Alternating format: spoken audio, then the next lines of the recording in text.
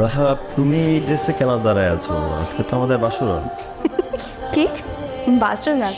কি ভেবেছিলে লাল টুকটুকে বেনারসি শাড়ি পরে তো বড় একটা ঘুমটা দিয়ে আমি বেডে তোমার জন্য ওয়েট করবো? তোমার ইচ্ছাতেই তো বিয়েটা হয়েছে। এখন তোমার কথাবার্তা শুনে মনে হচ্ছে তুমি বিয়েটা। এক্স্যাক্টলি, আমি বিয়েটা মন থেকে করিনি, ব্রেন থেকে করেছি। মা, তুমি এটা কি বলতেছো? বিয়েটা তো কোনো ছেলে খেলা না। এটা ছেলে খেলাই, আমার কাছে সব কিছু ছেলে খেলা। আর তুমি এবার বুঝবে আমি কত বড় খেলোয়াড়। তোমার জীবনটা না আমি নরক বানাইছি। মানে আমি ভাবলি কি করে তোমার মতো একটা ভিখারি, যে কিনা আমার বাসার ড্রাইভার, তার সাথে আমি সংসার করবো? স্টুপিড।